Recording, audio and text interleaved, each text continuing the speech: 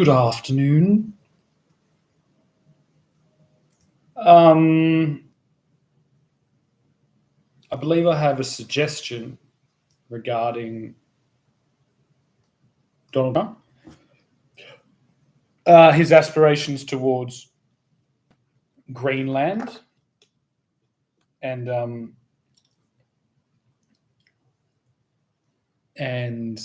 his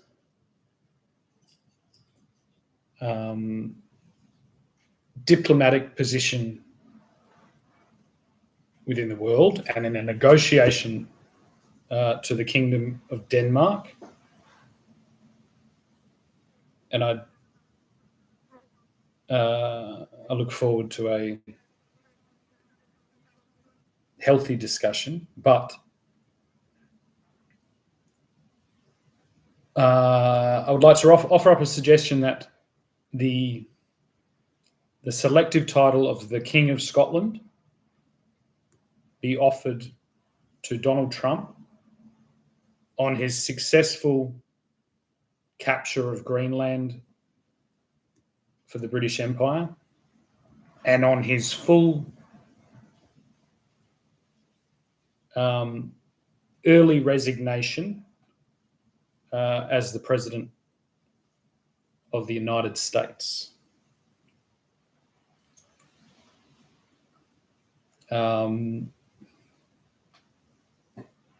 This selective title, the King of Scotland, does not imply that he is the King of the Scots. And so on his death, there will be a election and a referendum to decide on what to do there by any individual who represents himself as a Scot around the world.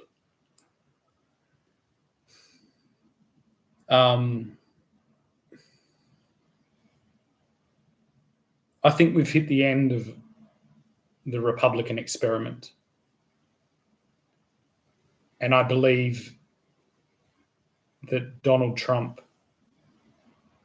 deserves to be called king. I think most responsibly, the geographical region he should be king of is Scotland. There will need to be an absolute guarantee that there will be harmony with the English crown, and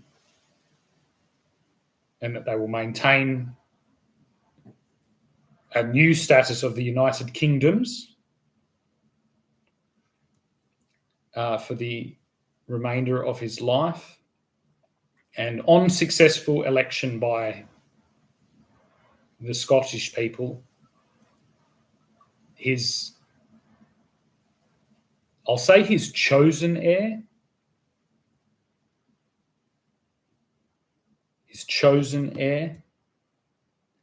will be able to maintain that title, the King of Scotland, but not necessarily the King of the Scots. I think it's important that the King of the Scots is held in the conceptual and in the very,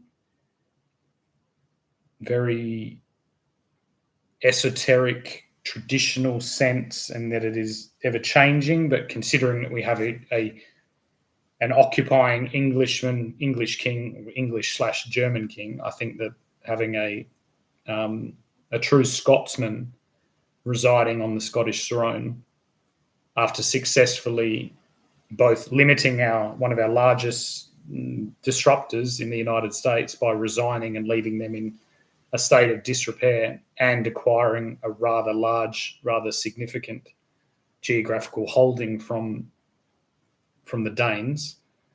And listen, it's like, what did you think? That we weren't going to fucking push back after how many thousands of years of invading our island? But done, as peacefully as these types of things can be done. And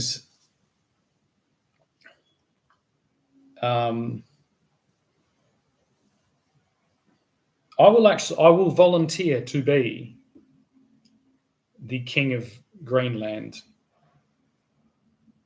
if it keeps a level of peace and takes the apple out of Donald Trump's eye and allows him to retire gracefully and to concrete his family name into our legitimate history. Obviously, anything undertaken by the mutinous United States isn't to be respected, and I think this is the best strategy for everyone involved. And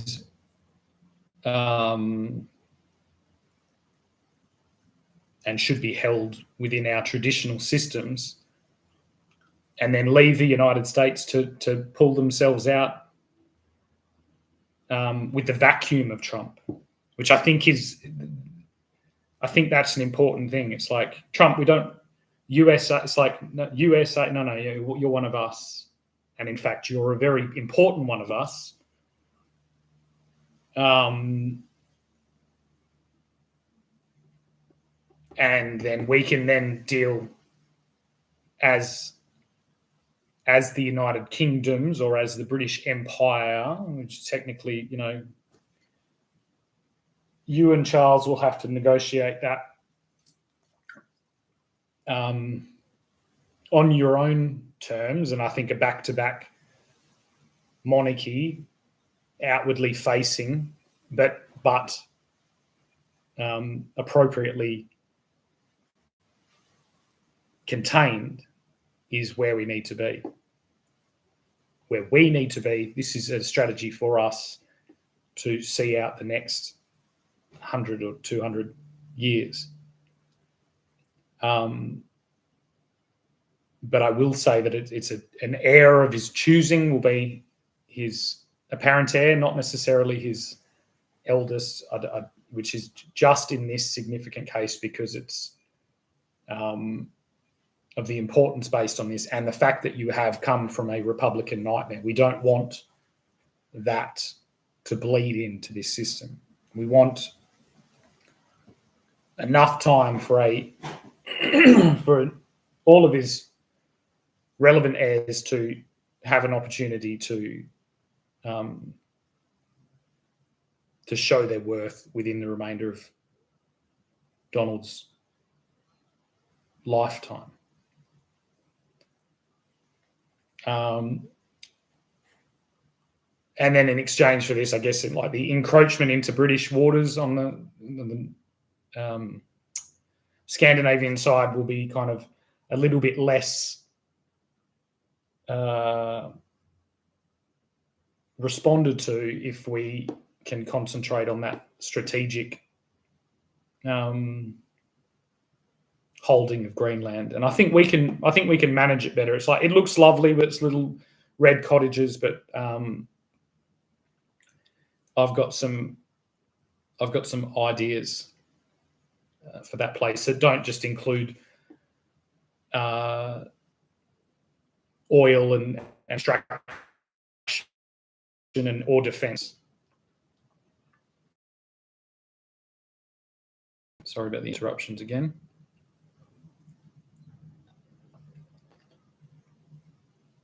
That will free me up, leave this location in Western Australia and hold appropriately hold a Northern Territory and a Southern Territory under my crown.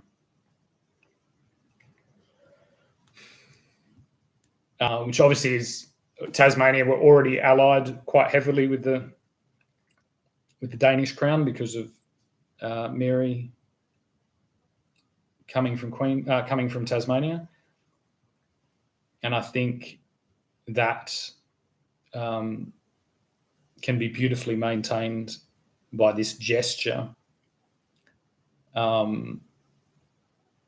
to strengthen us all and to strengthen the ideal of monarchy and the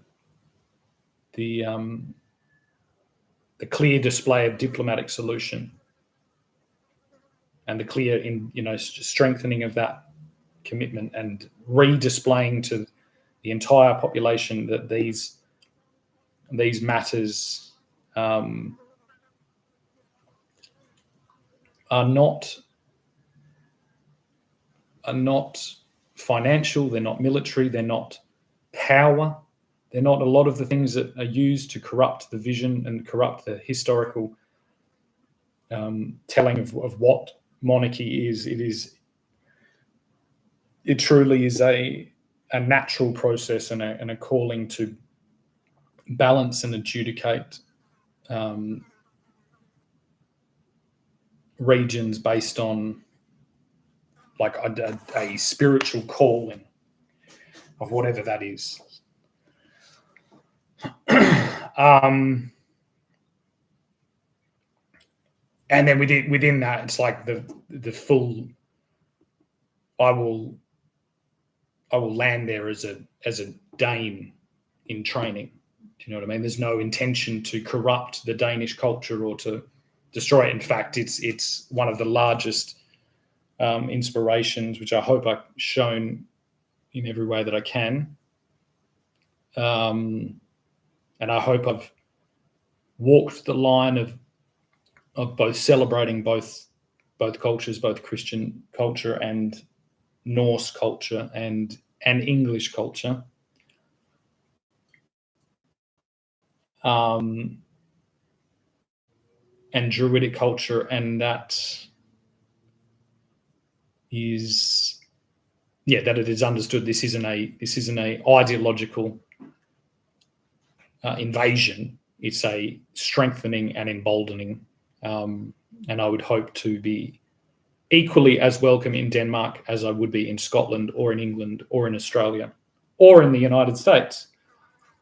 I just think that the idea of an invasion from the United States onto Greenland, that is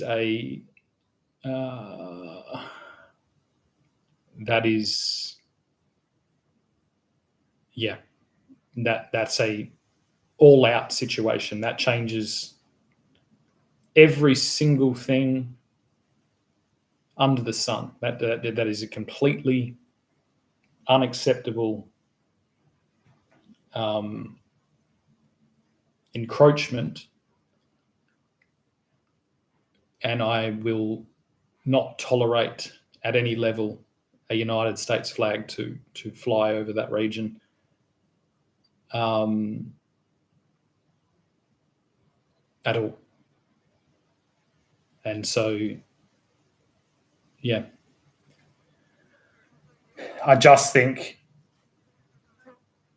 I think the United States needed Donald Trump. They got what they needed, and now they're losing what they needed because they do not have the capacity to provide him with what he deserves, which is a crown, which is what they've betrayed in the first place in their initiation, in their so-called independence.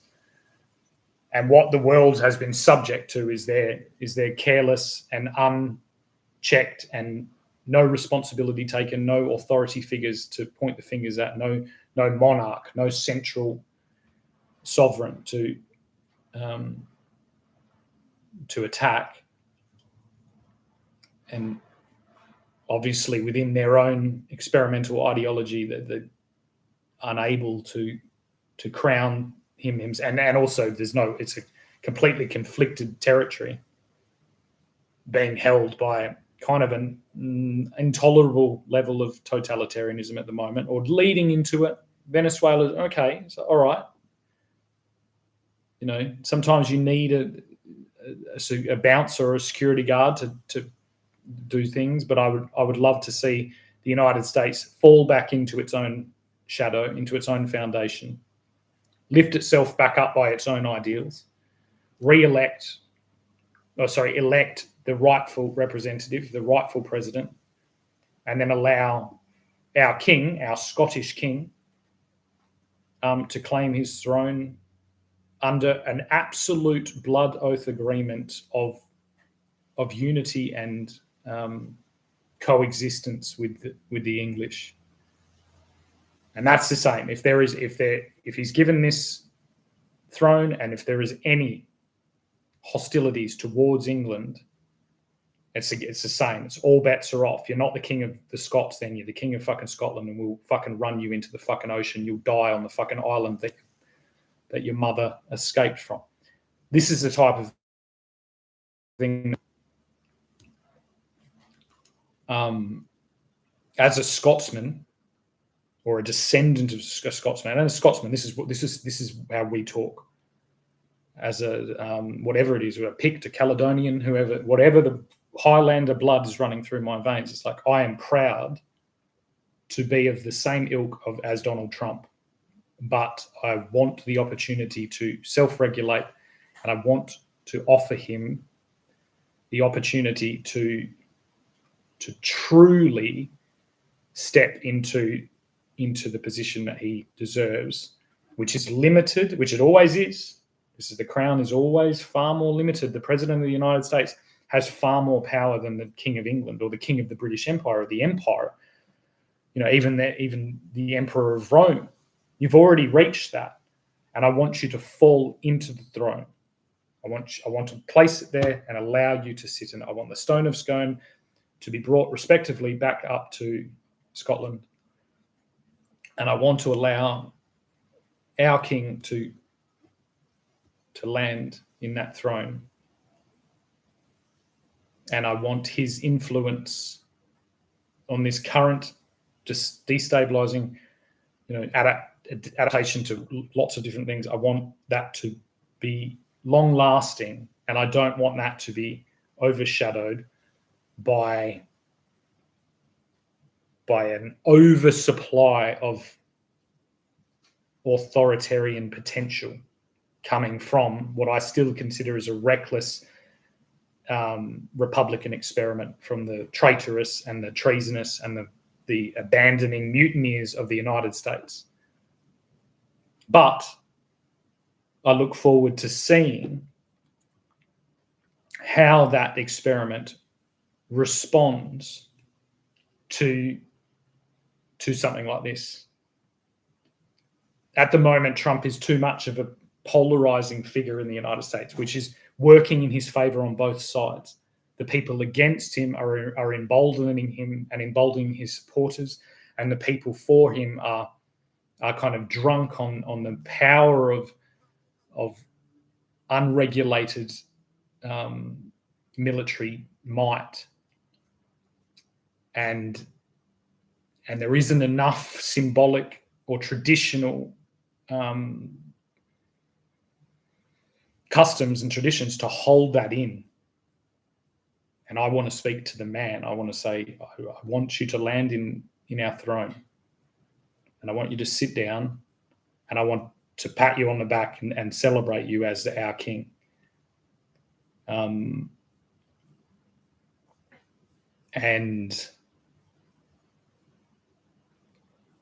yeah, I think that's, and whatever it is, I would probably say as well that just to completely,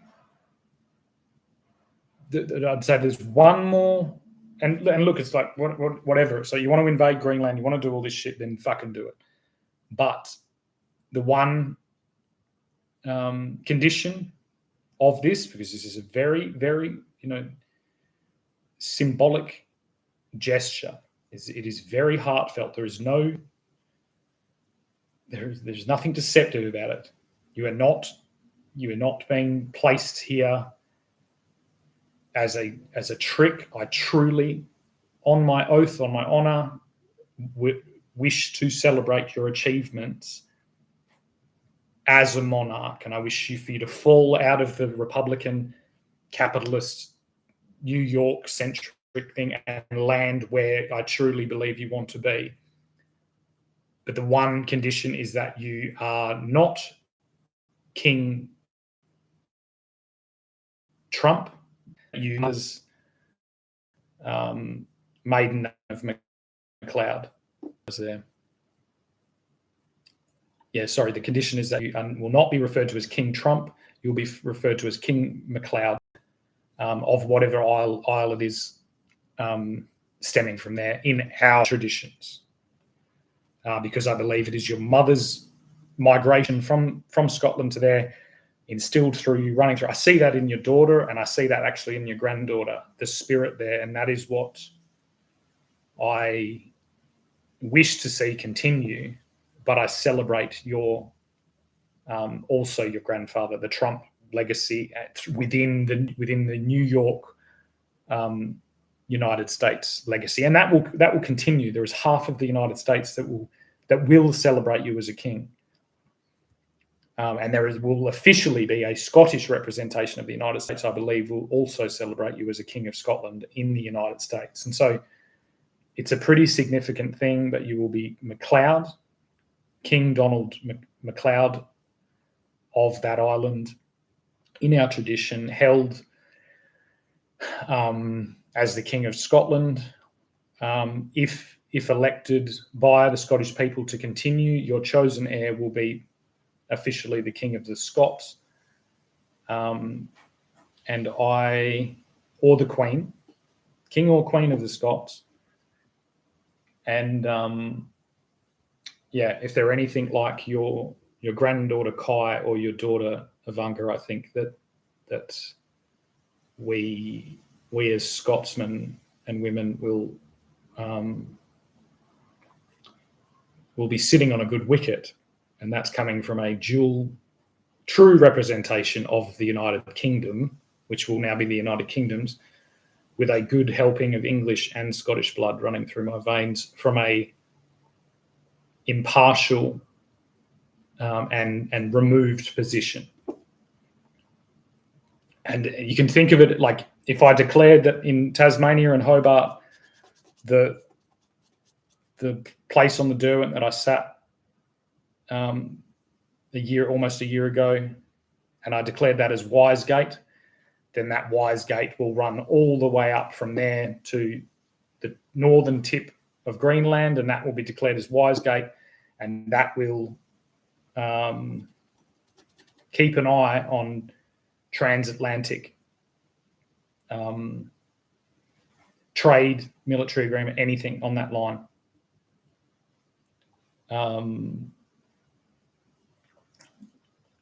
As an internationally recognized barrier, like the pillars of the old Greek world.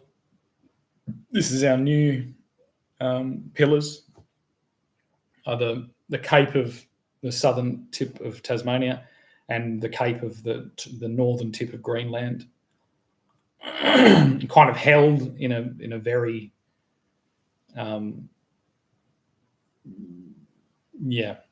very strange kind of arrangement, just to make sure that we keep that balance.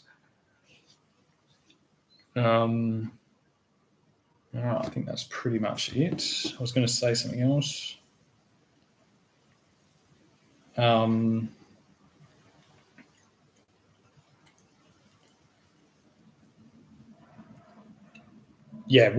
say the caveat is free. There's free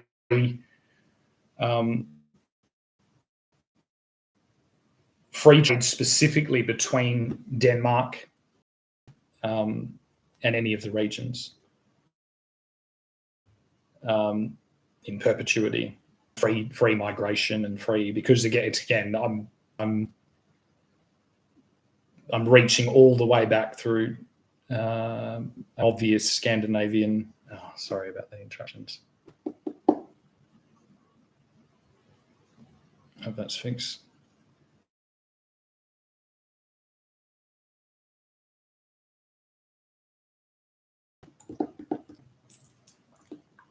An obvious Scandinavian connection, and obviously Danish connection, and I just think it's time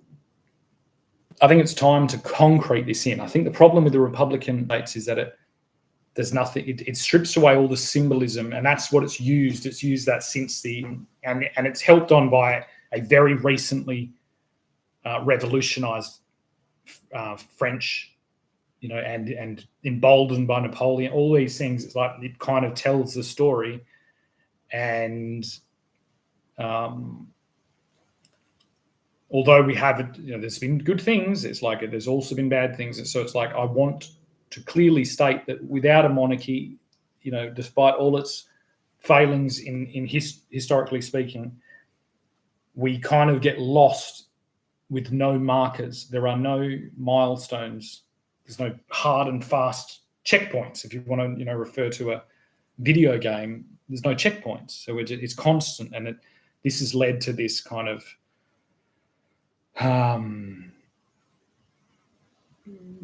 this 24-hour news cycle, this constant. I call it tip of the bulldozer political diplomacy and strategy, and I'm fucking sick of it. And I can feel the weight of this right now, and I haven't felt this particular feeling for a while. This is heart attack territory, and so I look forward to hearing a result from this. And Donald, if that is you, that's you. And here's there's the throne. We're pulling the throne out. I'd like you to land on that throne with the Stone of Scone firmly underneath it, with the blessings of King Charles and Prince William. And I will kneel to you as a Scotsman on your territory, as the King of Scotland.